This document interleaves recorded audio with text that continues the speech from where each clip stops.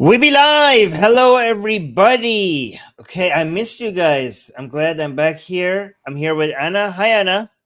Hi, Armin, and hi, everyone. Yay. Oh, look, people are saying hi in the live chat. Hello, Atheist Damien. Zaid is watching from Jordan. Space Leah is watching from Sweden. Dean is watching from Ireland. And Anna is watching from Israel, which is still in war, right? We're still Yeah, at the war. war between Hamas and Israel is still ongoing, and they still sometimes fire rockets on Israeli cities. So, in case there is a siren, I must go immediately to safety, and I will just go and run without telling anything. Okay? Right. Thank you. Thank you for telling us that. The Asian American is saying, what happened to the news? Well, the news has been rescheduled because Christmas happened to the news, right? So, yeah. So I was away for Christmas and my birthday, which is more important, by the way. And Susie was away for Christmas with her family as well. And that's why the news got moved. That's what happened. But we were doing the news with Susanna soon, and yeah, from South Africa. I can't pronounce that name. I'm sorry, but thank you for watching from South Africa. And yes, we be live exactly. Okay, so shalom. Okay, I'm not going to keep reading all the super chats, but yeah, these are all of them. Yes. Okay, so let's get to the news. We have Ali Dawah here with another amazingly stupid take, which is great because it is stupid, but it's also common. There are hundreds of thousands of his followers that agree with him, and millions more than that agree with him. Again, we play these things for you here, and a lot of you think like, Armin, why do you go find this dumbest takes on the internet and show it to us? And I tell you, it's because it's not uncommon. These are the most widely accepted views. I'm not doing a strawman here. I'm not going out and finding something ridiculous that only a few people believe. Ali Dawah is not just a problem. He's a representative of a much larger idiotic take on many things, on Islam, on Israel Palestine conflict. So he is an excuse for us to try to learn what this disease of Islam is and how it makes people think. And also, beyond Islam, it also has rotten people's mind who are not even Muslim. And we have to deal with this virus.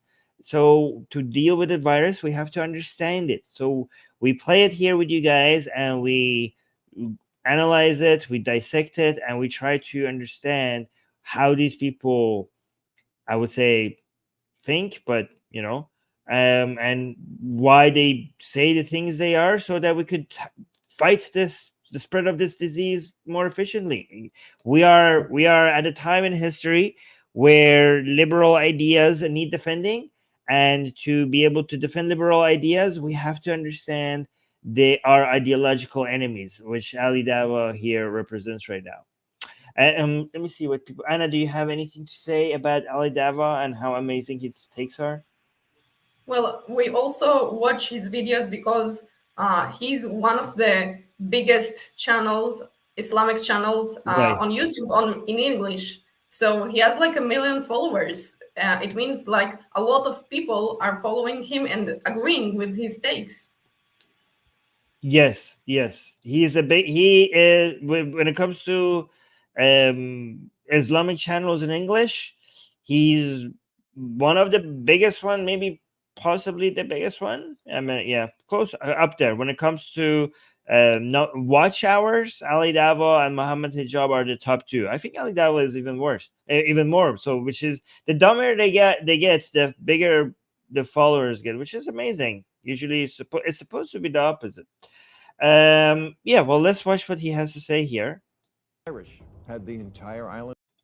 Okay, let me. Do we have? Do you guys have the audio? Irish had the entire island to themselves, but the British were starting an empire, and well, the Irish lost their tips. But eventually, everybody comes to an accommodation, except the Palestinians. Are you a flipping clown? Are you stupid? Are you idiotic? By the way, this is the level of analysis that we're gonna get most of the time, because Ali Dawah thinks it's very amazing and intelligent when he just like comes up with you know, attacks you personally, and his audience just loves that. So he just plays something that is just obviously wrong to them, and then he just insults the person who's saying that, and his audience freaking loves that for some reason. I don't know why. Defend against a rapid So this is just an ad. spread of Mycoplasma pneumonia, aka white the hell? lung disease, using black This is- resins, Shilajit. That's just the ad in front of his videos. We're gonna go through this and then get to the actual. Packed with immune boosting properties, Shilajit has been scientifically proven to promote respiratory health, aiding in oxygen absorption while also making the body infection resistant. Strengthen your family's immune system ahead of the new outbreak this winter. Get your Shilajit today. Links in the description box below. You know, you would think that at the beginning of his video, if he wants to put an ad or something, he would do some, you know, I mean, they believe that these charities for people in Gaza, they actually work, which they, by the way, a lot of them don't. A lot of them go support Hamas instead of people in Gaza. But you would think for an, if I was somebody who actually believed the charity, the people in Gaza, which actually right now do need help, but if I was somebody that believed that these charities would alleviate their pains, I would probably, for a video that it's about Israel and Palestine, I would probably pick a charity that would help them. Wouldn't you, Anna? Wouldn't you pick that instead of, you know, for this video? It's kind of tasteless to put, you know, to put this in front of a video like that. I don't know. Like, I also don't know why he picked this advertisement. I mean, it's clearly misinformation, because nothing can make you immune to infection or immune to diseases. Nothing, absolutely nothing. There is no such thing. So, and anyways, I don't really know even what is it advertising. Like, I don't know this substance, but whatever it is just misleading, extremely misleading. Right. D is saying, sup guys, like the stream. Yes, guys, please make sure you like the stream before you continue watching. It takes half a second and it really helps us grow the channel. So make sure you like the stream right now. So let's go continue with Ali Dawah and what he has to say. Alaikum wa rahmatullahi wa barakatuh, brothers and sisters and dear friends. We're going to be reacting to an absolute shameless liar, an individual who has double standards and hypocrisy, who doesn't value the lives of Palestinians, or Muslims for that matter. This is such a... Why do they keep saying that? Is it a chance that we might disagree? Let's say Ali Dawah and Muhammad Hijab is correct. These people are correct. And our takes on the whole Israel-Palestine conflict is wrong. Why is it not possible for us to just be wrong? How do you know we don't care about the Palestinians? How do you know that?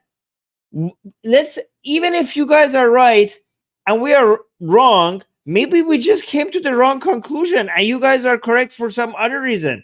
Why do you, Anna, why do these people think that we actually genuinely don't care about the suffering of Palestinian people? I mean, do you care, Anna? Do you care about the suffering of Palestinian people? Of course.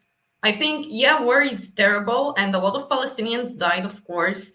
And I wish that Hamas wouldn't use them as human shields and less would die. Yeah, we can't. So it's just it's so easy for me personally to know that these people are full of crap, because I know more. I know at least one thing. I know that we care. If there's one thing that I'm aware of is our actual motivations. But these people keep making these accusations as if they, I mean, even Islamically, they're not supposed to say that. When it comes to a person's true intention, Islamically, you're supposed to say Allahu Alam, which means God only knows. God knows. You're not supposed to act like you're aware of the unknown, which is an internal motivation of another individual. So you're even failing at Islam, Ali Dawah. Come to me. I will teach you proper Islam. You don't understand that you cannot come and actually claim to know the genuine motivations. Maybe Bill Maher is stupid. Maybe you're correct, and he's an idiot, and he got the conclusion wrong. But you don't know if he genuinely doesn't care about Palestinian people. You don't know that. You cannot claim that. Even Islamically, you can't claim that. Jesus Christ. Come to me, guys. come to Mufti Armin, okay? Ayatollah Armin or Mufti Armin, depending on whether you're a Sunni or a Shia. I will teach you Islam. You're even failing at it. You're the biggest Islamic YouTube channel. You are even failing at Islam. Come to me as an atheist. I will teach you proper Islam. Here's a video of Bill Maher, whatever his name is. I would like to call him a Bill Maher. What the hell? I would like to call him a pusillanimous, which befits him better. Let's react to this coward statement. Let's see what he has to say. You know, let's see what he has to offer us. Irish had the entire island to themselves, but the British were starting an empire, and well, the Irish lost their tip. They blew each other up over it for 30 years, but eventually everybody comes to an accommodation, except the Palestinians. Things change. Countries, boundaries, empires. History is brutal, and humans are not good people. History's sad and full of wrongs, but you can't make them unhappen because a paraglider isn't a time machine. People get moved, and yes. Yeah, but guys are saying people. Bill's sound is too low. I get that. Should I? The problem is that he made it that way. So we're dealing with low audio because of Ali Dawah. I can do something about it. I can play the video directly instead of sharing the stream. Hold on, let me see if I could do this. Do you guys want me to share the stream in a different way so that we get better volume? Is that a good idea? Hold on, let me try to see if I could do that. Yes. I know how to do this in a way that will get us better volume. Give me a second. Entire screen. Share and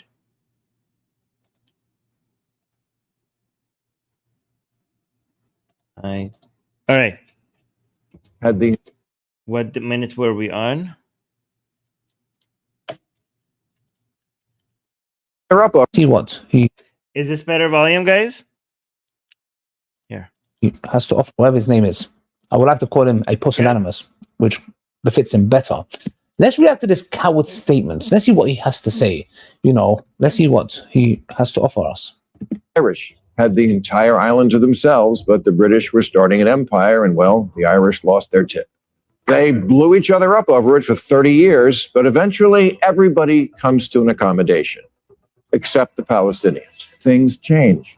Countries, boundaries, empires. History is brutal, and humans are not good people. History's sad and full of wrongs, but you can't make them unhappen because a paraglider isn't a time machine. People get moved, and yes, colonize. So Bill Maher's point here is that you cannot treat history as your own personal scoreboard. You know, this is a collectivist mindset. You think that previously throughout history something happened and it was unfair and you have to undo it. At some point you have to accept the way things are and you have to look at how to move forward regardless of what happened before. You can't look at what happened before and think that there is no way moving forward unless you settle the scores and make things fair based on what happened in history. You have to look at the situation that you have on the ground. You have to accept realities. You have to accept things as they are and try to come up with the solution that will make things better off for most people based on how things are right now, not based on what happened before. What happened to your grandparents or your parents or previous generations, that's over. That's done. Now we're talking about you and your situation and the decisions that could make your situation and your children's situation and the next generations better, regardless of what happened in history. Because if you want to settle scores, this is like an endless loop that will go on forever and ever and ever. At some point, you have to cut that. You have to be like, okay, I'm done with looking back. I'm done with looking back in history and figuring out how to settle previous scores. I have to look forward. I have to decide what's the best path forward. That's what Bill Maher is saying. This is what every other country, every other people have eventually decided to do moving forward. I mean, look at the Japanese, for crying out loud, right? The United States dropped 2 atomic bombs on them. Now they're United States' best ally. Look at Germany. It was crushed in World War II. Now that another United States, one of the best allies of the United States right now, even though they were crushed and defeated by the United States, right? I mean, look at why are we going so far? Look at Arab countries. Look at all the Arab countries that decided to have peace with Israel. I mean, starting with Egypt and then with Jordan. You know, they are semi-normal countries. I mean, not completely normal countries, but better off than Palestine right now, right? At some point they realize, yeah, this doesn't make sense. You know, trying to crush and defeat Israel, it's not going to happen. Keep crying about like things that you find unfair in history. I mean, if that's how you are going to move forward, then guess what? There's so many people that want their countries back. They want their land back from the Islamic Empire. How ridiculous it is for people to come back and say like, yeah, we didn't like the Islamic Empire taking our lands. We want it back. That's idiotic. We moved past that. You have to think about how you could improve things going forward. You're not going to be able to, like, by the way, there are still people out there that want revenge from Arabs, and that's ridiculous as well because of what happened 1400 years ago. That's idiotic. It's in the past. It's done. It's over with. Go on, Anna. You wanted to say something? But this is the logic of Ali Dawah. If he says that Israel is a colonizer and that it used to be always a Muslim land, then you can say the same about Constantinople, about Istanbul, that it was Constantinople and it was always Byzantine for 1,000 years, and Byzantines built it, and now it should be returned to the Byzantines, like to the Romans. Right. Yeah. Exactly. About every single corner that the Islam conquered in the world, including North Africa and Iraq, that it was conquered from the Sassanid Empire. You can say it about every single corner that is Muslim in the world, that it was conquered from someone, except for like Saudi Arabia, where it originated. Yes, exactly. Based on this logic, all the Arabs should go live in Saudi Arabia. They should live. There are 22 Arab countries right now, and they should all evacuate, and they all should go back to Saudi Arabia right now. They should all be just shove them in Saudi Arabia according to this logic. And by the way, ZoomX is making a good point in the live chat. Like America, right? Everybody, all the citizens of the United States need to leave the United States and just give that entirety of that land to the natives. Same with Canada, based on these arguments, which is insane. It's insane. Nobody should take this seriously. Use this idiot. This guy is an absolute idiot. Oh, and also, by the way, Australia and New Zealand. Happen because a paraglider isn't a time machine. People get moved and house. And before I come, let's use this idiot. This guy is an absolute idiotic individual. Let's use his arguments. So imagine, Bill, I come to your house, and before I come and say, and you open the door, and you say, what do you guys want? And we're with guns and weapons. I'm like, listen, bad things happen in life. There are evil people like me and my friends, and they come and take over other people's houses, and they kidnap your children, and then they shoot your wife, and they put you in the basement, and they tell you can live there and we'll serve you dog food. These kind of things happen in life, Bill. There's bad people. There's evil things that happen. So you don't need to fight. There's no point fighting. Why are you going to fight and resist for? No. Just accept your fate. Accept it. So we're going to come in now. My men behind me are going to kidnap your son, take away your daughter, kill your wife, and we're going to take you as a captive. And you're going to live in the basement with the dogs. Yes, that's because we care about you. But don't you dare fight, resist, be upset about it, talk against it. Embrace it, fully embrace it. Okay, so he says Bill Maher is an idiot, but he doesn't even understand what Bill Maher is saying. He's such a fool, and he doesn't even understand what is being said here. And the amazing thing is, I checked the comment section. His audience doesn't even understand that. But go on, Anna, you educate him, and then I will say what he's getting so wrong. Well, he is trying to say that Israel it took the homes from Gazians, from the Palestinians, and therefore the Palestinians are resisting this occupying force. This is what he says. But he uses the actions that Hamas did, which is killing and kidnapping on the 7th of October, to make his argument clear, when in fact he's justifying like the Israeli self-defense. He said if these bad people come to your house, then you can self-defense. And this is exactly what Hamas did on the 7th of October. They kidnapped and killed.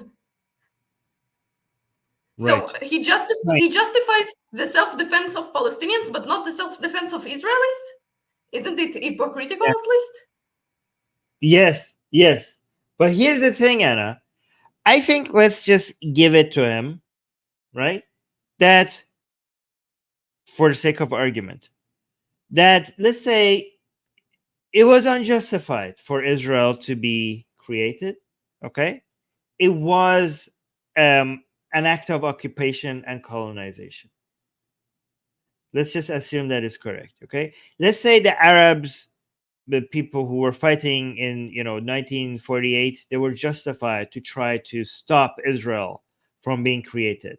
And also in 1967, it was all justified. This was their land and it was being taken away by force from them. Again, I don't agree with any of this, but let's just assume that is justified, okay?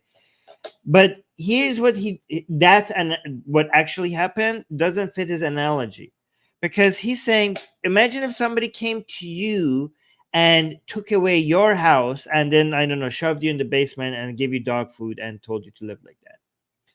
The reason why that doesn't match, even if it was unjustified to create Israel, and it was unjustified, the way that they did it was brutal, and it was an act of colonization, and it was occupying force and stuff.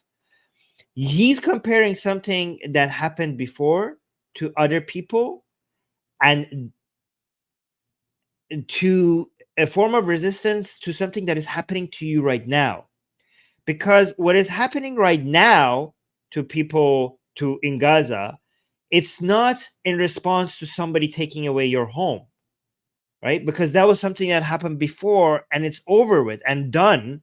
And now we have new realities.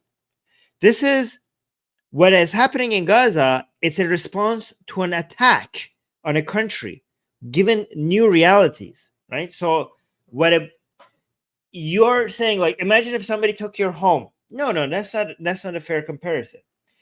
If you want to make a more accurate analogy, you have to say, imagine if your father took away the house of my father, right? And now my father became homeless, and now you are, as a child, have a home, and me as a child of that homeless person don't have a home. And now I'm attacking you. Even though you didn't take my house, your father took my house. Your father didn't take my house, your father took my father's house, but I'm personally coming attacking you and your family, even though you had nothing to do with it. It was somebody else that did something evil. See, this is the problem. I want you people to understand that what Ali Dawah is doing is a collectivist mindset. He's associating something that happened before to people who are living there today, to people who are being born in Israel today, right? Because of their collective belonging to a group of people, whether that's Jewish or Israeli, I don't care, right? I don't want to argue over which one it is right now. But it's associating blame, giving it's guilt by association. This is a new reality. You have to let go of the past, because if you don't let go of the past, the guilt of your ancestors, Ali Dawah, will now be applying to you. And I don't think you want to go there. I don't think you want to go there. If you want to do guilt by association, the guilt of the people that you associate with throughout history far outweighs what you're trying to associate with Israelis or Jewish people. That is not a game that you're going to win. When it comes to colonization, when it comes to occupation, when it comes to taking land by force, everything will work against you if you want to do guilt by association. Go on, Anna, you want to say something? Yeah, I mean, by his logic, okay, then the Berbers in North Africa, they should terrorize the Arabs They should bring back their land. They are the natives in this area. Nobody disputes that they are the natives. So by this logic, Islamic lands will actually lose the entire Morocco and Algeria and North Africa. So, like, he is using here a logic that is only applicable for some reason to the Palestinians, but not to himself. Right. I want to ask you why doesn't he talk about it that Islam and Arabs, they conquered nearly all the land that they own now? And like one he wrote in the comments that Iran has been a Muslim country for a millennia now, but in the last few decades, atheists has been doing their best to change it. No. Iran was an Sassanid empire. Okay, it was Zoroastrian before Islam, and they conquered it in the 7th century. It wasn't always Muslim. Yeah, but it has been Muslim for the past 1,000 years. That's correct. Yeah, but I mean, 1400 years ago. By Yes. this logic, you can trace back as far as you want, and you can trace even before Islam. Like, what is stopping you? I think what should happen, Anna, I think Israel should wage war on Italy, okay? Because of the Romans who destroyed the temple, right? And I think that's what should happen, right? I mean, Ali Dawah is telling you that it makes no sense. I mean, the Romans came to Jerusalem, they destroyed the temple. What are you supposed to do? Are Jewish people just supposed to forget about that? Are Jewish people supposed to be like they came to your house and took away your land, and now you should just accept the reality? I think, the Jews should go and now destroy the Vatican. That's what they should do. They should go just in the same way that the Romans came and destroyed the Jewish temples. I think the Jews now need to settle scores and invade Rome and maybe just destroy the Vatican. I think that would be a fitting response right now, based on Ali Dawah's standards. Again, he doesn't understand how his analogy doesn't work. He missed the entire point of Bill Maher. Bill Maher's entire point was the things that happened in the past are separate from what's happening to us today. And Ali Dawah, in his example, trying to refute Bill Maher, gave an analogy that is talking about an individual's present experience. That's how much he didn't understand what Bill Maher is saying. It's like, oh, Bill Maher is such an idiot. Let me give you an example. What if somebody came and took my house? Am I not supposed to resist that? Ali Dawah, that is about present experiences. It's about you in the present, somebody coming, taking your house right now. Do you not understand that it completely defeats the purpose of what Bill Maher is trying to say? Your analogy does not fit at all the situation here. I've heard some people who are anti-Israel respond to this. They're like, no, but this is happening right now as well. No, what's happening right now is not an act of occupation or colonization. What is happening right now is an act of response to an aggression by Hamas. If there was an occupation and colonization, that was, I don't know, maybe 1948, which is not, I don't think that's a fair description of what happened then, but that was then. Okay? If right now, here's a good example. If right now a native in the United States goes and picks up a gun and starts shooting people that of European descent, and then the police comes and arrests the guy, you wouldn't see that act of arresting that native person, okay, a continuation of colonization and occupation. Right? That would be an act of response to an act of terror. You were like, no, it was his land, and now he's resisting it. So what do you think he's supposed to do? Is he supposed to accept the fact that he was colonized before? Yes, because that happened to his ancestors. It didn't happen to him. Are you serious?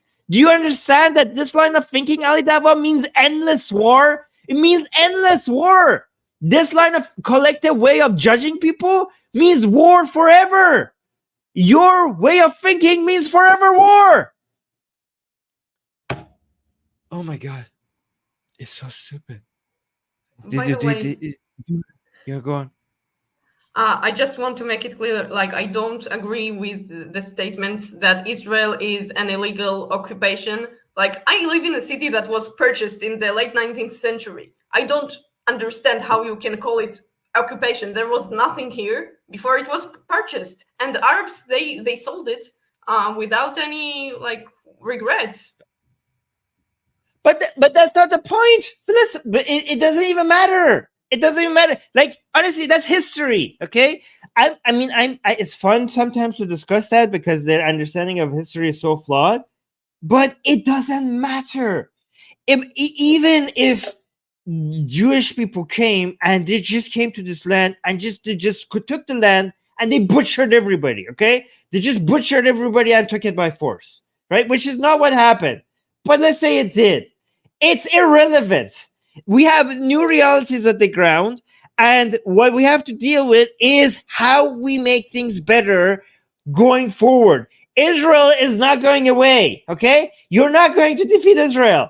This is based on the current law, international law. It's a legal country. It exists and it's legal, and you're not going to be able to. You tried. Okay, again, not you.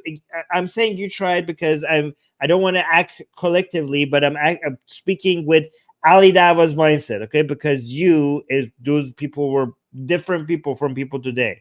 But if we were talking collectively like Ali Dawah, it would be you tried and you lost. You tried again and you lost again. At some point, you have to understand that Israel is going to be here. Okay, Egypt understood that, and they made a peace deal, and they're better off because of it. Jordan understood that, and they made a peace deal, and they're better off because of it. And guess now, who else is joining the club? The UAE, Bahrain, Saudi Arabia, Sudan, because they understand reality. At some point, you have to understand that you're not going to be able to. This is a dream that is not going to come true. The elimination of Israel, it's not going to happen. Okay, just maybe deal with if you actually wish the best for Palestinians, which you don't. You admitted it. Again, I'm not acting like Ali Dawah, like as if I know what's going on in people's minds. They admitted it. They admit that they want the suffering of Palestinian people, that their death is a great thing because martyrdom is martyrdom. They will win regardless of what happens to them, and their suffering is something holy to celebrate. That's what they have already admitted.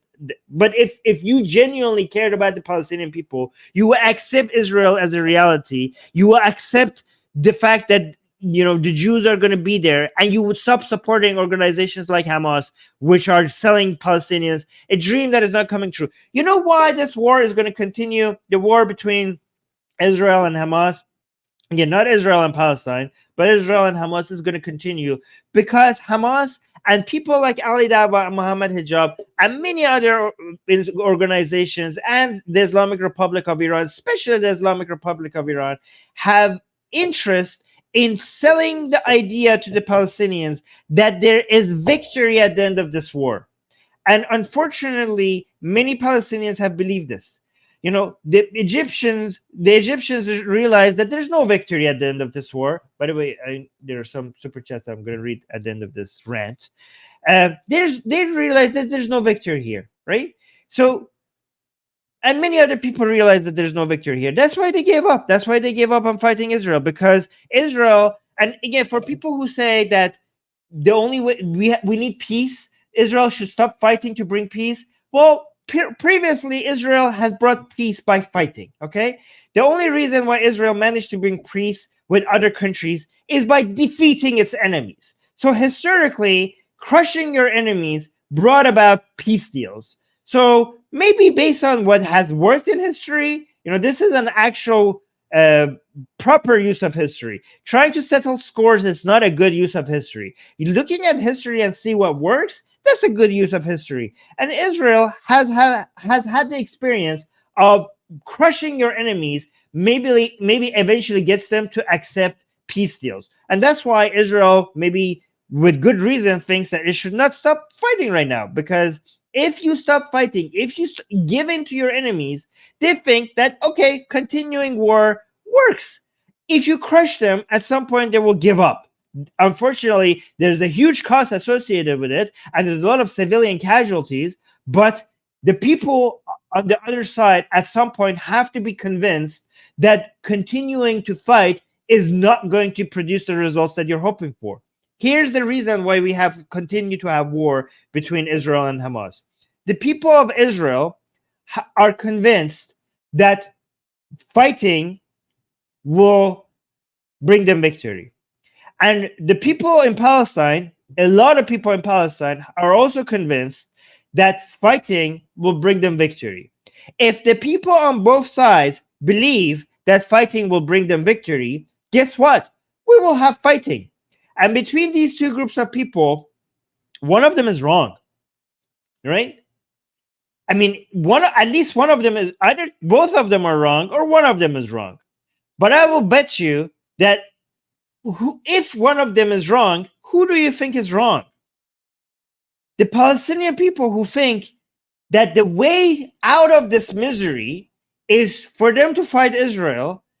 Obviously, they're wrong. And the only way for them to be convinced eventually, unfortunately, that fighting is not going to bring them victory is unfortunately for them to be defeated in another war, because the previous defeats has not yet convinced them that fighting is not the way out. So unfortunately, continuing the war is the only way to eventually get them to this point, for them to realize there has to be another way. Go on, Anna, you have a point?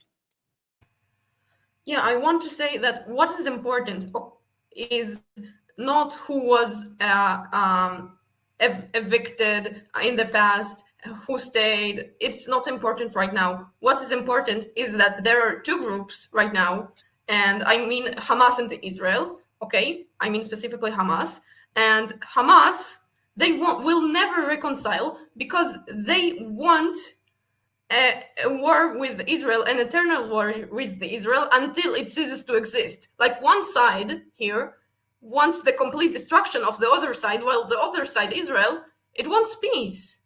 Okay, in all the wars that Israel did, eventually it got a peace treaty because Israel wants peace much more than it wants war. And I think a lot of the reasons why Israel was unprepared for this attack of Hamas is because Israel tried to avoid war for such a long time. Like nearly every year or two, we have here some fighting with rockets firing from Gaza.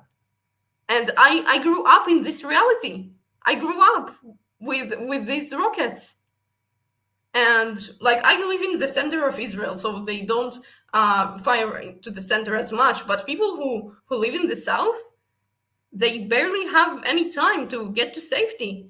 And they suffered for such a long time from these rockets, from these attacks by Hamas. And Hamas targets civilians deliberately. The difference between Israel and Hamas is that Hamas knows that military towards military, it's much weaker than Israeli military. So its targets are only civilians. They are targeting mainly civilians by the rockets and terrorist attacks. While Israel does the opposite. It tries not to target civilians, yet Hamas uses its own civilians as human shields. It fires their rockets from hospitals and schools and residential buildings. This is the main difference. Right. So, great point. I want to add 2 points here. But before I do that, let me read some super chats. Maya saying, Armin stating logical facts. Thank you, Maya. I always do that. And 6 shekels from Israel. Thank you so much. Thank you for boosting my ego. Gasian American, thank you so much. Saying there are many Chinese people who want their property back from the communists. Thank you so much, Gasian American, for the super chat. And Haj, wait, did I read that? Yes. Haj just became a member. Thank you so much, Haj, for becoming a member. Appreciate that. All right, so here's the thing.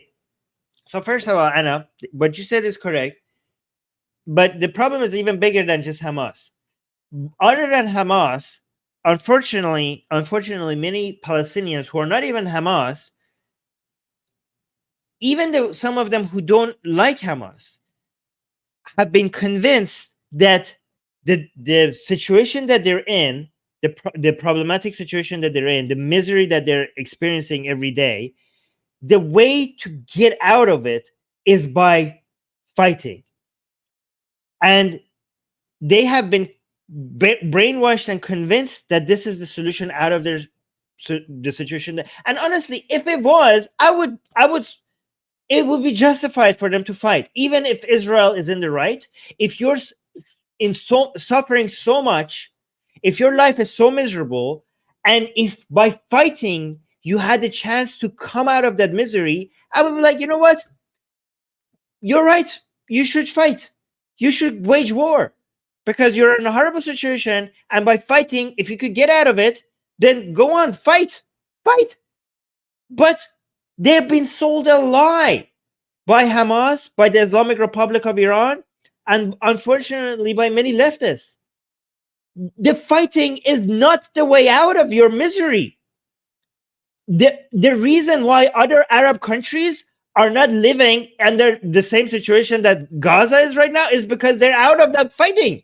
The reason why just compare the situation between the West Bank, the lifestyle in West Bank, and the lifestyle in Gaza.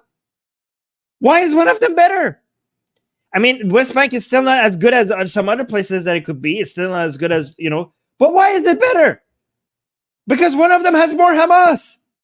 West Bank also has Hamas. That's why the situation is not ideal as well. But why is Gaza worse? Because Gaza has more Hamas. So obviously more fighting gets you worse outcome. That needs to be somehow shown to them. And unfortunately, if talking and convincing doesn't get that reality so obvious to people, unfortunately, the only way to show that is by more buildings coming down. Again, this is horrible. But this is the only way out of this endless war. I mean, look at Germany. Do you know why eventually the West had peace?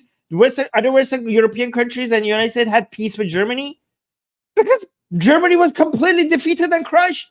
And again, it has a lot of civilian casualties and a lot of tragedy and a lot of misery, including children. But the only way for that war to end was for Germany to be crushed and defeated. That's why the war had to continue. Sometimes the only way to bring peace is with war. The only way to bring peace between the rest of the world and Nazi Germany was with war with Germany, was with defeating Germany. How did we have peace with Japan? You think that right now we look at a lot of Muslims and we look at their ideology and we look at how unreasonable and radical it is. But guess what? Imperial Japan was the same. They invented suicide bombing, to be honest, right? It wasn't the Muslims who invented this. The whole they were radicals. They were doing suicide left and right. They were like, they believed the emperor was God. They were going kamikaze with their planes. They were doing killing themselves with swords and grenades instead of being arrested. They were insane. They were insane. They were ready to sacrifice their entirety of Japan and not end the war. But they were crushed. They saw how mighty their enemies were, and they were like, okay, yeah, we gave up. That's it. And it brought peace. The crushing of Japan brought peace. And look at Japan and Germany now. They got convinced that, okay, we're not going to, you guys win. We surrender. You guys have clearly showed us that we cannot fight you. And look at Germany. Germany is now the biggest economy in Europe. They surrender. Surrender is not always a bad thing. Unlike what Ali Dawah is trying to tell you, like, oh, what do you expect us to do? Just forget history and say, put our hands in the air and just accept reality? Yes, that's what you should do. You should realize that United States and Israel are too strong. They're just too strong. Even if they were evil, even if United States and Israel were evil, they're too strong. You're not going to defeat them. Just surrender. Look what surrendering brought to Germany. They're the biggest economy in Europe. Look what surrendering brought to Japan. They're the third biggest economy in the world right now. Surrendering, I know you're not, I know I know it hurts your ego. I know Islam's strong. We're the armies, the lions of Allah. We can't accept surrender. I know this ego makes it hard for you to swallow this fact that you're weak. You're pathetic. You have nothing. Okay? Islamic countries all together are not going to be able to defeat even Europe, let alone United States. You have nothing going for you. You have to submit. I know your egos. This is the problem. Your egos, your pride, it's your undoing. It will make you suffer more. The fact that you have this much pride will make you not see the reality that you are pathetically weak compared to your enemies. So stop making your enemies. You have chosen the wrong enemies. You have chosen superpowers as your enemies. This is a recipe for continuous defeat. How many wars you're supposed to lose? How many of your own children are suffering because of your ego? Because you can't just accept that it's over. You're not an Islamic empire anymore. It's over. It's a new era. There are other empires around. There are other world powers around. You just have to accept the new reality and just deal with the realities on the ground. Your civilians are paying the heavy price for your ego because you want to be a mighty empire. You're not going to be. Oh my God. All right, Anna, you want to say something? Sorry, this was a long rant. Yeah, Zaid wrote here a comment that Jordan was at war with Israel, but they chose peace, and now the quality of life improved in Jordan. And yeah, I mean, every country that chooses peace over war is flourishing more. Like look at Iran. Okay, it spends so much money on terrorism, on spreading terrorism across the Middle East. I mean, in Syria, Iraq, Hamas, of course, in Gaza, and the people they are miserable. The people in Iran. So yeah, war brings a lot of misery. Even if you don't fight directly, it crushes your economy. It crushes your public relations with Western countries, with progressive countries. Yes. So there's some super chat. Sina saying he is not personally paying the price, so he doesn't care. Exactly, Sina. He gives into this narrative of continuing to fight because the Palestinian people have to pay the price for it. Ali Dawah doesn't have to pay the price for it. Again, that's why I'm saying the people who act like they support Palestine, they're the curse upon the Palestinian people. The Palestinian people have to somehow realize that fighting Israel, even if Israel was evil, even if it was pure evil, it's an evil that you will not be able to defeat.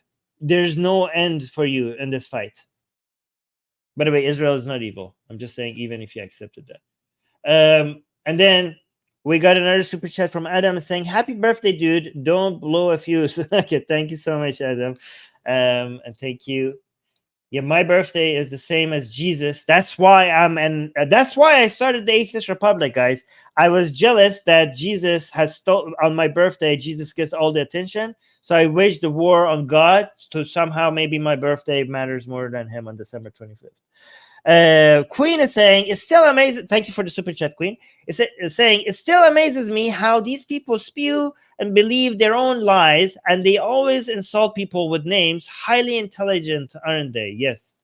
Great point. Thank you so much for the super chat.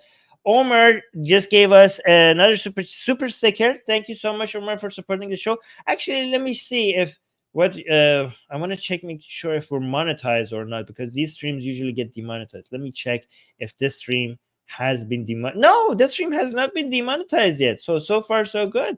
Surprisingly, that's good. Thank you, YouTube. Roy with the super chat, 6 shekels from Israel. I like the shekels. Thank you so much, Roy, saying, Armin, this monologue of yours need to be viral. Oh, wow, thank you. Oh, I appreciate that. Unicorn, I just wanted to highlight 2 comments that are not super chats. Unicorn saying Gaza could look like Dubai if only they'd accept peace.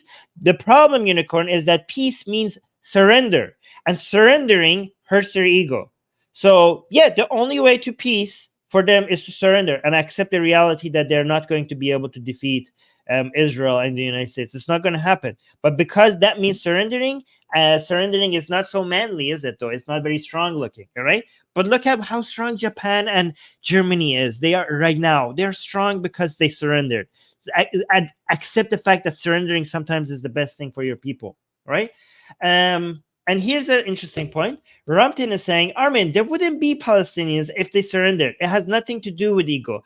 Well, maybe it's a good thing if there was no Palestinians, because Palestinian is an identity that was created only recently. But I say no Palestinian, I'm not talking about the people. I'm talking about the identity. The Palestinian identity is quite recent, and it only exists as a response to the Israeli identity.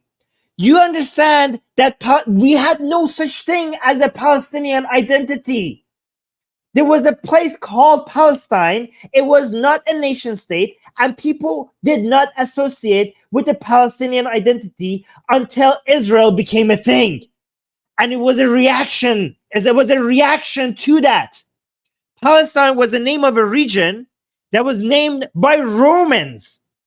And the reason why they call it Philistine instead of Palestine, because the name of the place, which was Palestine, that the Romans gave it to spite the Jews, mind I had, right? The actual name was not pronounceable by the Arabs because they don't have the word. So the name of the place is something that it doesn't even fit the Arabic language.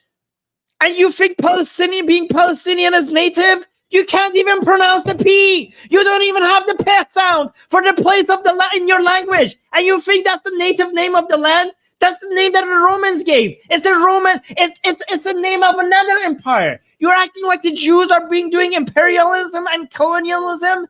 The Palestine name was given by the imperialists who were Romans to that land because they hate the Jews. The entire name Palestine is an anti-Jewish name. They took the name, the Romans, they took the name Israel, they changed it to Palestine because they hated the Jews. The name Palestine is an anti-Jewish name, and it's not even Arab. You don't have a P sound. That's why you call it Palestine. You don't have the sound P in Arabic. It's not an Arabic thing. God damn it, you guys. It's embarrassing. Your identity, the entire thing is embarrassing. Like, oh, it wouldn't be a Palestinian. Yeah, it wouldn't be. Okay, the identity of the people of that place was Arab and Muslim. It wasn't Palestinian. This is a new thing. The identity Palestinian is not even 70 years old. Oh my God. By the way, I find it really ironic that people who are so much against European colonialism gave themselves a name that Europeans gave them. Like they didn't come up with an Arab name. No. It's so not Arabic that it uses sounds that is not even in the Arabic language. Oh God, it's so embarrassing. It's so easy. It's so easy to crush you guys. Like, oh, we're anti-imperialist. We have this identity that is anti-imperialist. Your name is given to you by an empire that is not native to that land. You idiots. Oh God. By the way, mind you, not that we don't want a Palestinian country. I personally want a Palestine to be a country, not because it's the native identity of that place or because you guys were there. It's because it would be better for you guys to be able to have your own country and decide your own destiny and have your own elections. I support having a Palestinian nation state. Palestine was never a country. It was never a country. It was never a nation state. It was never a nationality. It was never an identity. It was never a national identity until it was a reactionary response to an Israeli identity, right? That's how it started. But even though it has no history, It doesn't matter, because you don't need thousands of years of history for something to make sense right now. Even if Palestine was not an identity before, it can be now. See how we don't have to appeal to history to come up with solutions that make sense now based on the current reality on the ground right now. You keep like, oh, look, this place was a country named Palestine. No, the whole concept of a nation state is a modern invention. What are you talking about? This place was never a country. It was the Ottoman Empire. It was the Ottoman Empire. It was Arabs living here back then, and you had the Muslim identity. These were the things. But yet, Palestinian identities, you want that? Well, we can make that. We can make that if we have peace. If you stop waging war against Israel, you don't need a historical background to make Palestine a new reality. Even though it was not an old reality, we can make it a new reality, because that would be a good solution. That would be a good solution right now. We could have Israel and Palestine as a country, a new country. Finally, if you stop fighting, finally, it could be a country as Israel's neighbor. You know, maybe one day a friendly neighbor, maybe in my lifetime we'll see that. I don't know. And say, you know what, do yoga, and say, yes, you know what, I embrace my destiny and just accept it. Are you a flipping clown? Are you stupid? No, just keep fighting. Let's see. No, you know what? You've tried.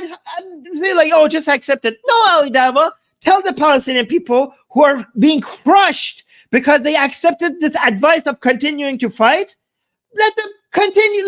Let's try the thing that hasn't worked for multiple decades and got them more misery. How about we keep trying that instead, huh? How about we keep trying that, see where that gets us? God damn it. Like, look at where they are right now. What has gotten them to where they are right now? Fighting. Should we try that again? Should we try defeating at Israel and its best buddy, a superpower? How will we try that? Are you idiotic? No. What kind of an individual are you? Anyone for that matter is going to resist. And you yourself, forget your house. If the Muslim armies was to come to the United States, or any army for Russia, for example, and was taking over land, what would you do? And let's forget Muslim armies in Russia for a second. Let's say Israel, I don't know where you live. Let's say you live in Florida. Actually, let's go by his example, okay? If like Russia, let's say, hold on, let me just make this point. Let's say if Russians were attacking United States now to take over United States, okay? Should United States resist? Yes, they should resist. But let's say they lost and Russia took over, right? And Russia is now has United States, and that's the new reality on the ground. And this generation dies, and the new generation of Americans is born under Russian as a country, okay? Russia owns this land now, okay? And things are improving. Things were bad at first. It was war, but now things are, accepting the new reality, and Russia is giving you, peace, and there's now less conflict, and that occupation and that act of occupation was from the previous generation, and now there is no way for you to, this Russian empire that also owns the United States, you look at the reality and you can't defeat them, okay? Should you continue fighting the Russians, or should you just accept the new reality on the ground and figure out a way to prosper in this new reality, okay? So here's what he doesn't understand. He thinks that just because it makes sense to fight the Russians when they're attacking, does it also make sense to continue fighting the Russians in a couple of other generations after, if it's shown that this is the new reality on the ground and Russia is now a superpower that you cannot defeat? Should you continue fighting the Russians after that, generation after generation after generation? No, you should stop fighting at some point and accept the new reality of the Russians owning the United States at that point. That is what Bill Maher is saying. That's what you don't understand. When counter to him, you give an example which deals with reality now. If the Russians are attacking now, yes, now you should defeat them. You should try to resist that, but you shouldn't do that endlessly forever. Go on, Anna. And the worst part is that he implements this logic, this kind of logic, only towards Israel, against Israel, and doesn't implement this when it comes to Muslim countries. So by his logic, Berbers in North Africa should fight the Arabs for eternity until the Berbers win and all Arabs are ceasing to exist or come back to Saudi Arabia. Like by this guy's logic. By his logic, also Italians should demand Istanbul back and fight for Constantinople. For like let's make a movement, free Constantinople. How does it sound to you? Like, yeah, from where the is church Ali to Dawah the... from? Guys, where is Ali Dawah from? Is Ali Dawah from Pakistan? Because I think he's from Pakistan. Okay, because I know Arabic is not his native tongue. Muhammad Hijab's native tongue is Arabic because I think he's Egyptian, right? But Ali Dawah, I think he's from Pakistan. And here's the thing, Ali Dawah, if he's from Pakistan, I think he's I think he's from Pakistan. But if you're from Pakistan, I'm coming from your country. For your country, I'm coming. Because Pakistan, it belongs to the Persian Empire. Okay? We're coming for Pakistan. We're coming for Afghanistan. I mean, should Persians right now be fighting to take Afghanistan back? Should we be fighting to get Pakistan? Should we get Iraq? Me as an Iranian, should I be claiming like, okay, Iraq, I understand that it's now an official nation state and is officially recognized as an independent legal country. But should I, as an Iranian, say like, hey, well, this was our land and we're going to invade Iraq and make it part of the Persian Empire again? People are saying Turkey. Yeah, I wanted to say that I just Googled it and it seems like he's from Turkish Kurdish descent. So please, Ali Dawah, the Italians, they want Constantinople back. Please, they want Constantinople, free Constantinople. Yeah. Yeah, free Constantinople. Yeah. Oh God, we got some super chats. Queen saying, "Happy birthday, Lord Armin." Wow, I like the sound of that. Okay, from now on, I'm Lord Armin. So Queen is saying, "Happy birthday, Lord Armin. Loving the stream and seeing you lose your shit. Don't blow a blood vessel. Love you both." Thank you so much, Queen. Well, I don't know why you're telling me not to blow a blood vessel. You just told me that you like me losing my shit. So why should I stop doing that? But thank you so much for the support, guys. Guys, your support means a lot to us. Thank you so much. This is really helping us continue with our channel. Gaijin American is saying, "Tell that to the Japanese nationalists and Civil War reenactors." Yes, I think even in Japan, I think there are some people who think like Ali Dawah right now. Engaged in American with another super chat. Thank you so much, Engaged in American, saying, "What if the Russians created an oppressive caste system with very little means to get justice?" Yeah, in that case, it would make sense maybe to resist. Okay, it would make sense to resist. But if that's a good point, right? The current, for example, situation. Some people are saying, "Okay, Armin, but the current situation in Gaza is really, really bad.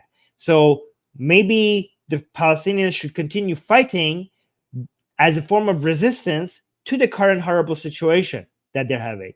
But what I'm trying to say is that their horrible situation would not be is horrible because of their fighting. And we have evidence for that. Because of, look at how other places where they're not fighting, their situations improved drastically as soon as they stop fighting. Right? So this is not oppression and therefore fighting to fight oppression. This is fighting and the other side is trying to respond as an act of self-defense. And that's why you're suffering, because the other side is trying to defend itself. Go on, Anna. Like, I want to ask you a question. Who is oppressing the Gazians? There are no Israelis living there. There is no Israeli army there. Like, in times of peace, of course, there are no Israeli cops there. There is no Israeli build. No Israeli is going into Gaza. So who is suppressing them? Like before the war, they had a great life, and now it's not. No, they had miserable life also before the war. They should free themselves first of all from their internal oppressors, which is Hamas. Hamas is the one who is using all the money coming to Gaza to build tunnels, to build rockets, to wage war against Israel. Hamas is the oppressor of Gazians. It's the first oppressor of Gazians. Right. I mean, Israel decided to listen to the international community and pull out of Gaza. They took the Jews out of Gaza by force. Okay. This was before the blockade. Okay. And they had election. And who was elected?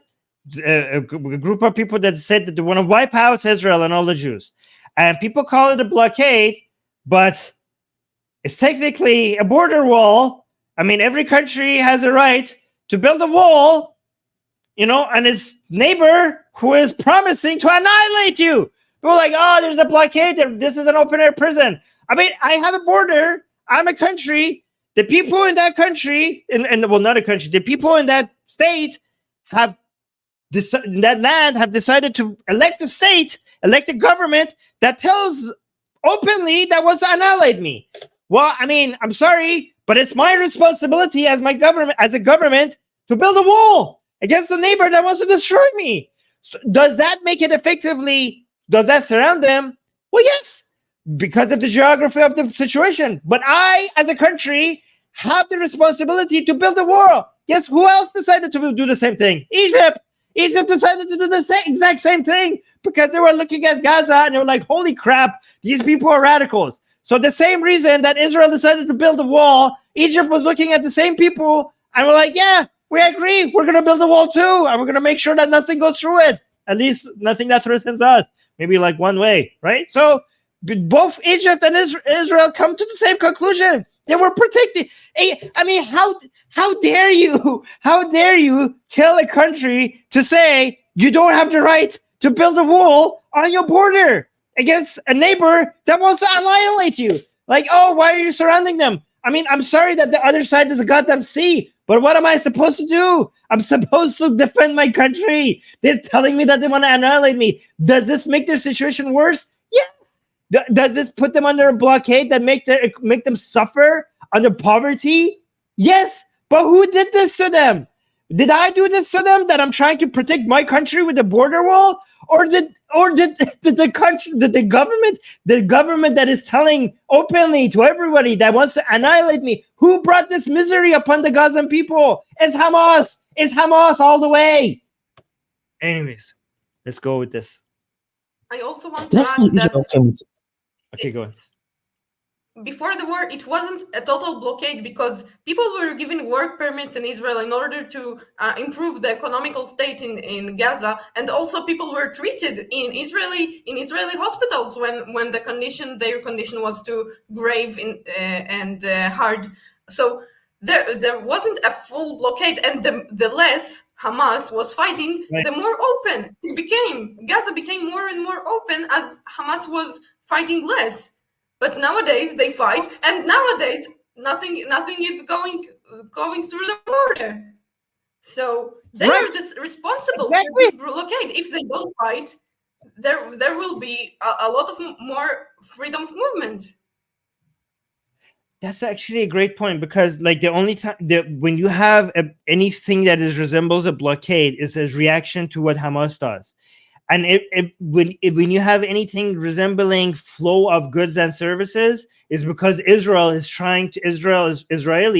are trying to find ways to increase the economic activity for people in Gaza for both peace purposes and humanitarian reasons, right? So if you see any economic activity increasing in Gaza, it's because Israelis are trying to increase it. And if you say economic activity being reduced in Gaza, it's because Hamas is making it impossible for Israel not to defend itself.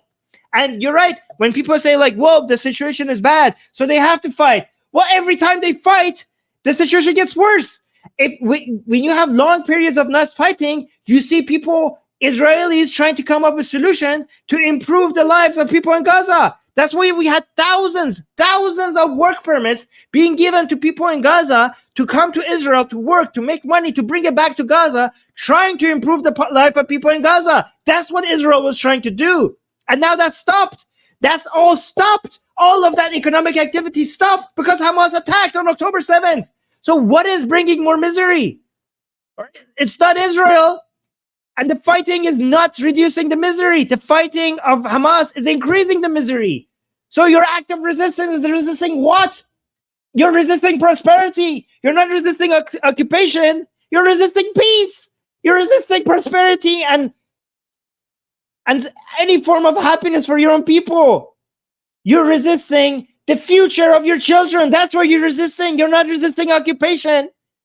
You're resisting freedom. You're resisting a better future for your people. That's what you're resisting. What would you do? And let's forget Muslim armies in Russia for a second. Let's say Israel, I don't know where you live. Let's say you live in Florida. Let's say Israel came and said, this land is promised to us in our holy lands, in our holy scriptures. We are taking over. And they slowly kick out Americans from their land. Do you think America will be as welcome as they are to what Israel's doing to the Palestinians? No, they should fight. They should fight. I agree. But if Israel succeeds to take over America, and now Israel, United States is under Israel, and it has been a generation has passed, and now we have a new reality, they should accept. Americans should accept that this now is Israel's land. You should stop fighting. Continuous fighting will not. Initially, when they're forcing you, you should resist. You should resist that. You should resist the initial act of brutality and occupation. But once the new reality sets, what happened? That act of occupation, that act of takeover, is now past. It's now history. You have to now think about what is the best solution going forward. Again, you trying to settle scores, that has not worked out for you. Trying to settle scores does not work out for anybody. They won't. They would not only resist, they would resist of the idea. If Israel made an announcement and said, we are taking over Florida, and you guys are going to be kicked. How does he not understand that his analogy does completely misses the point of Bill Maher? The whole point of Bill Maher was that was history, and now we have new reality. And every single one of his examples is missing the point. He's talking, he gives examples. Would you resist it? While the occupation is happening, while the attack is happening, will you resist it? Do you not understand? Oh, Bill Maher, he says, right, look at the level of arrogance. At the beginning, he was like, oh, Bill Maher is such an idiot. And now you're giving examples that demonstrates how big of a fool you are. Every single one of your examples does not show a situation where something happened in the past, and now we're dealing with new realities. It's going to be an apartheid state. We'll commit genocide here and there, lowering the mourn here and there, yeah, just to keep you guys. Oh, go on, Anna. Sorry, I didn't notice what you're saying. Like, the only state in the Middle East where it is a democracy and full rights are given to Arabs, and they can vote, and theoretically an Arab can even become president, right? Like, they have their political party, and they can be whatever they want. They can be doctors, they can work freely. Like, this state, okay, this so-called occupation is actually better than a lot of Arab countries. So, like, Arabs here live in prosperity. Arabs here that don't fight, that just want to live well, they do live well. They do. They live much better than Arabs in Iraq, than Arabs in Syria, than Arabs in Sudan, than Arabs in Egypt, which is almost normal country, than Arabs in Jordan. Tell me one Arabic state where there is democracy, where there is a freedom of speech like here in Israel, where there is complete equality between men and women. Tell me one Arab state like this.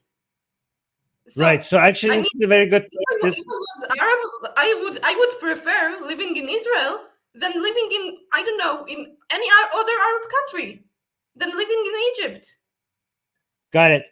So here's a good point actually that Anna is making. So we have three groups of people.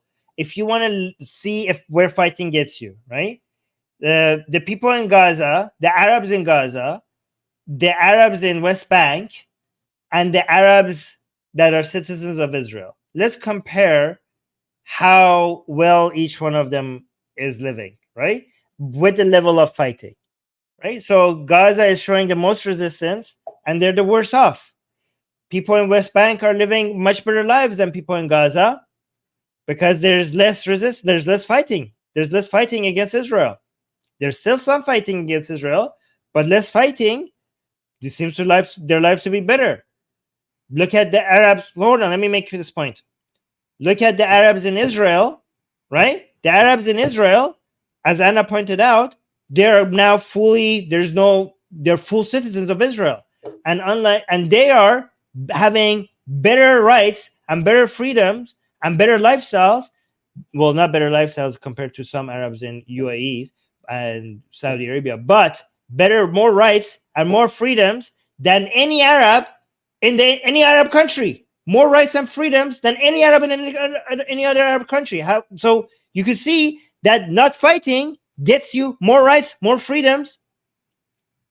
So if you think that you're living under occupation, look at the Arabs who are not fighting, who are not resisting.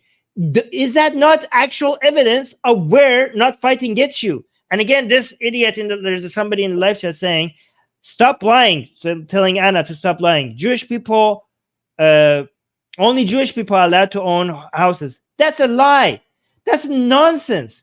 Arabs in Israel, go look it up. You guys kept on telling me this. I actually had to go. I was like, what are you talking about? I went and checked the laws. There's no such thing. In Israel, Arabs have every right to own house, and they do own houses, and buy houses and own houses. You're full of crap. The law does not say that. In fact, guys, let me tell you, Israel's laws is actually not equal between Arabs and Jews. It is true. The Arabs have more rights in Israel than Jews. The Arabs in Israel have the right legally not to serve in the military. Most Jews, other than those crazy ultra-Orthodox ones, but most Jews in Israel don't have that right. They have to serve in the military. So technically, according to the law, according to what's the law, Arabs have more rights and freedoms than Jews in Israel. Everything else is equal. Everything else is equal except this. Go on, Anna. And a lot of people say that what is going in the West Bank is an apartheid of Israel and so on. And they complain on the checkpoints that people are forced, in order to work inside Israel, are forced to wait there for a long time. But why there are checkpoints? Like, why Israel put so much effort into having these checkpoints? Because people in the West Bank did terrorist attacks inside the territory of Israel in the past. The checkpoints are needed because of terrorism threat. Because if somebody is threatening your citizens, you must do whatever you can in order to stop it. So the checkpoints exist for a reason. A lot of the things are existing for a reason. And yeah, I'm against the settlements in the West Bank, but I'm not against the checkpoints. Okay, there is a border between Mexico and America, and I'm sure they have checkpoints as well for Mexicans who are working in America. So what is the difference? Yeah. But Anna, there is apartheid against Palestinians. There is. Okay? But in Lebanon, okay, as Zaid is pointing out, that Palestinians who have been living in Lebanon since 1948, they don't have the right to own a house in their name. And there's also 50 jobs that they're not allowed to do. So you're right, there is apartheid against Palestinians, okay? But not in Israel, in Lebanon. In Lebanon. God damn it. This is too easy. Thank you so much, Zaid, for mentioning that. But go on. And also I want to say to you that technically the laws are all equal, right? So an Arab can become a president in Israel, but a Jew can't become a president in any other country around the Arab world, anywhere. Like, there is this apartheid actually against Jews in Arab countries, because Jews can't become presidents in Arab countries, but an Arab can. Yeah, but technically they can't even live in Palestine. But we got 6 super chats, so that's a lot of super chats. That's amazing, guys. Thank you so much for all the support. SFL is saying, where does Hamas get the money, I think? Oh, Mo? What is this? Neymars buy weapons. Love you too. Okay, so I don't know what you're saying, but where did they get the money? I think where they buy the weapons from. Where did they get the? Okay, so they get the money from mostly from the Islam. The weapons and the ways for them to get the weapons from the Islamic Republic of Iran.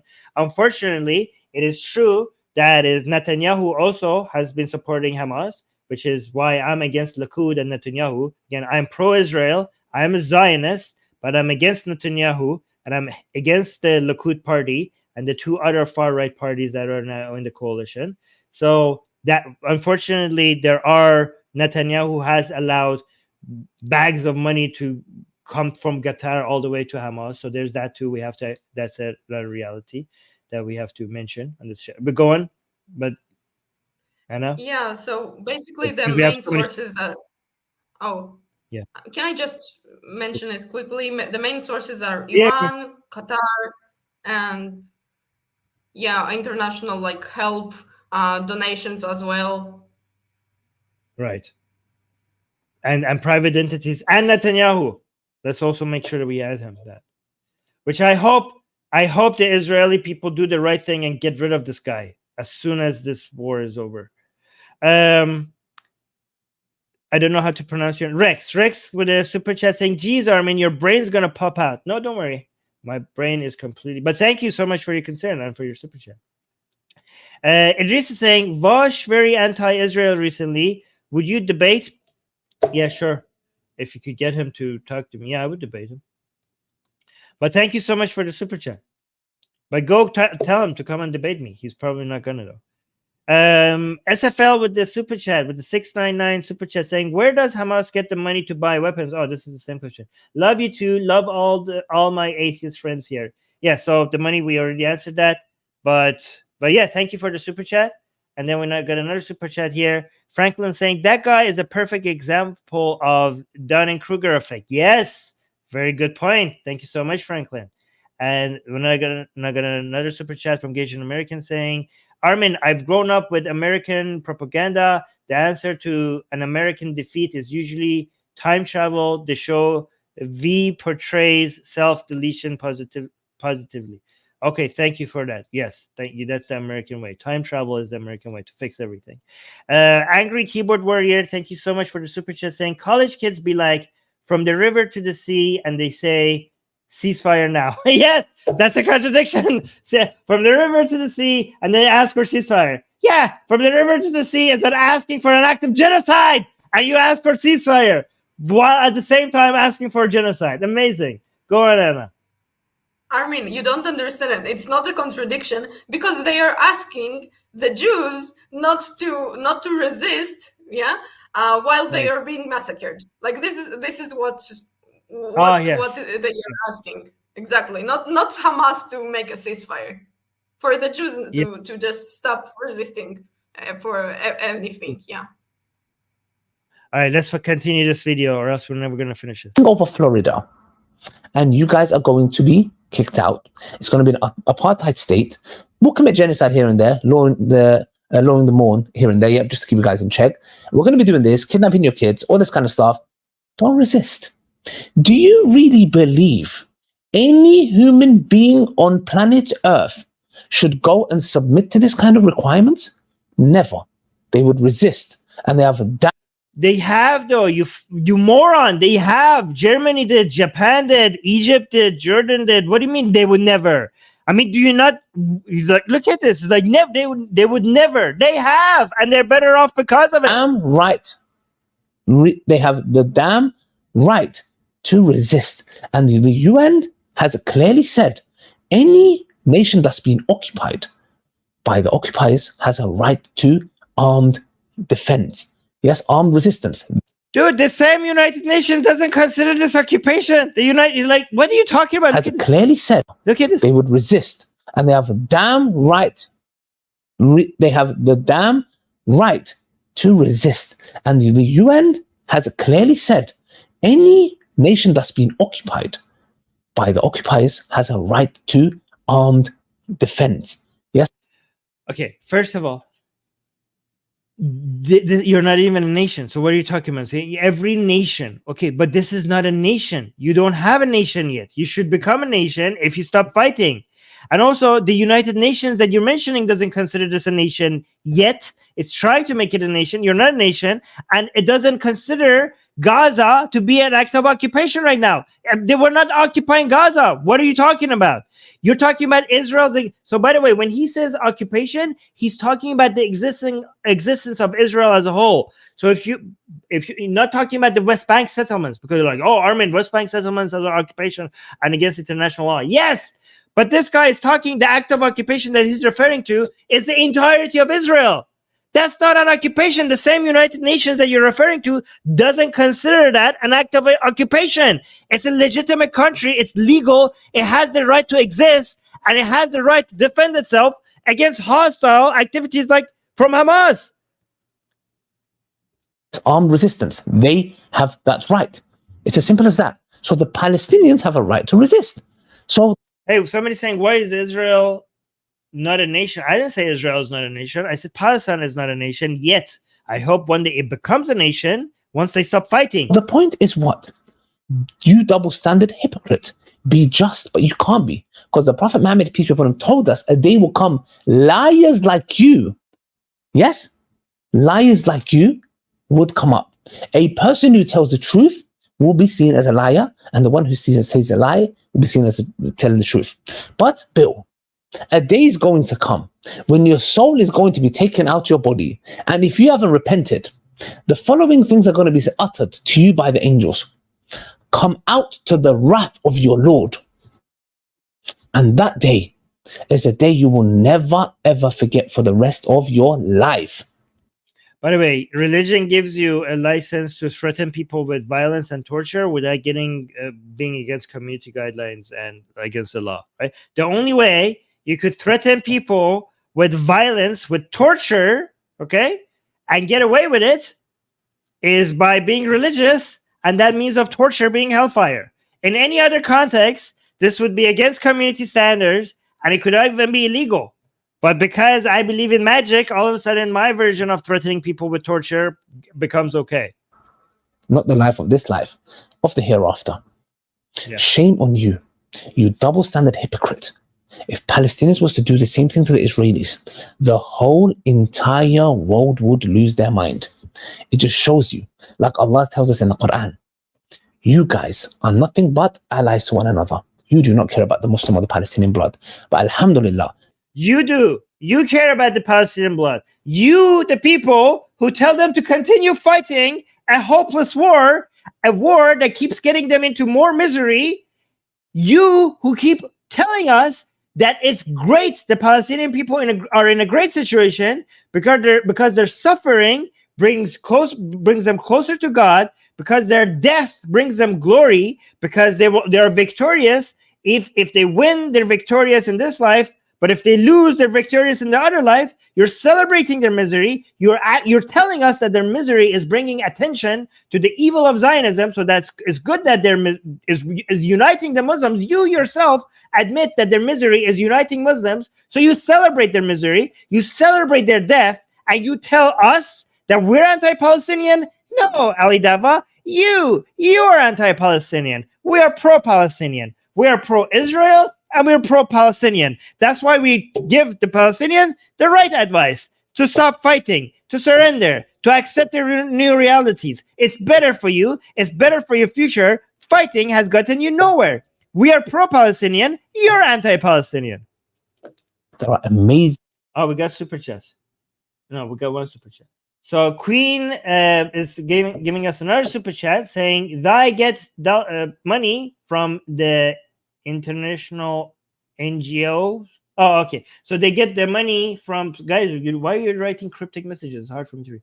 They get money from international NGOs and from Western world. Well, yeah, but that too, you're right, Queen, but mostly I would say from the Islamic Republic of Iran. It's the vast majority of it comes from the Islamic Republic of Iran. This is why you will not have peace and stability in the Middle East as long as the Islamic Republic of Iran is a thing, okay? As long as that government is still standing, you will not have peace in the Middle East. You will not. You will have the Houthis, you will have Hezbollah, you will have Hamas, you have Islamic Jihad, you have Kitab al-Hezbollah, you have all of these other militia groups constantly being supported by, you have Fatimiyun in Afghanistan, you have this stability all around the region. And so the best way for you to support peace is to support the Iranian people against the Islamic Republic of Iran. That's the best pathway to peace, because you're never going to find any solutions to most of these problems with the Islamic Republic of Iran still intact. But let's continue. Non-Muslims out there who've head to the streets, who've started petitions, who've done all kinds of things to help the Palestinians. There are goodness and goodness in them. May Allah subhanahu wa ta'ala bless them and guide them to Islam. Till next time, assalamu alaikum wa rahmatullahi wa barakatuh, brothers and sisters. What? Do not forget, inshallah, there is a link in the description box for a waqf that we are building to buy a property that's going to generate income for Gaza and the people of Palestinians, inshallah, and activism. By Gaza, it means Hamas. Finally, he did something for that. He at least pretends that he's doing for something for Gaza. Go on. And let's do this fast because we're heading to the next stream pretty soon. Yeah, I think whatever he's trying to do to support the Palestinians is actually probably harming them more. Whatever I would do in order to support them is to show the world how Hamas is taking the food that's coming through humanitarian supply, how Hamas also kidnapped Muslims, how Hamas is dealing with Palestinians that speak against Hamas. Please, like, show the world who is the real oppressor here. Israel isn't in Gaza. Israel took every single Jew outside of Gaza many years ago. Yet the situation there didn't get any better after the Jews left. It got only worse. Why? Because Hamas is in power. This is the only reason. Fantastic point. Yes, exactly. Okay, so we need to head out because we have another stream coming. Benny Wolf is, thank you for the super chat. Guys, today we got a lot of super chats. Thank you so much. This is amazing. This is going to make our us be able to do more streams. Seriously, because of the super chats, we're doing more streams because it's making us Atheist Republic financially viable. So thank you, guys. So Benny is saying, worried about your blood pressure, Armin. Thank you for your passionate defense of rationality, truth, liberalism, and especially LGBTQ folks. Yeah, well, thank you for doing the same thing, Benny. I appreciate that as well. And Gio is pointing out that, Armin, don't forget your other live stream. Yes. So me and Anna are going to go now to get prepared for our next stream, which is in Persian. On Atheist Republic has an English channel, but we also have other channels. Our other main channel is in Persian. Which is, our audience is mostly in Iran. 80% of our audience on the Persian channel is in Iran. If you speak Persian, hop over there. That channel is called Jumhuriye Bi Khodayan, which basically means Atheist Republic in Persian. So hop over there. We're gonna go streaming there pretty soon. So stream after stream, guys. We're working very hard. By the way, Anna speaks fluent Persian. That's why she's also a host over there. And thank you, guys, everybody. Okay. So here's one thing, guys. You don't have to support us financially. I mean, you can. That would be great. But there's also another way. There's a free way. There's a free way that you can support us. And like the stream. It's easy. It takes 1 second. Do it now. Everybody, don't go anywhere without liking the stream. The reason why our channel is growing is because so many of you are actually listening to me. I mean, maybe it feels like I'm threatening you. Maybe that's why it's working. But yeah, so your likes are growing our channel faster than ever. And your comments, if you really want to help us extra without spending a single cent after the stream is over, make sure you leave a comment. Leave a comment and also recommend this video to as many people as possible, and recommend the channel, Atheist Republic. This channel needs to grow because me and Anna are making sense here. God damn it. And more people need to hear what we have to say. So recommend our channel and recommend our videos and help our channel grow. Right. So good. We should go. All right, guys. Bye. Mwah. See you next time.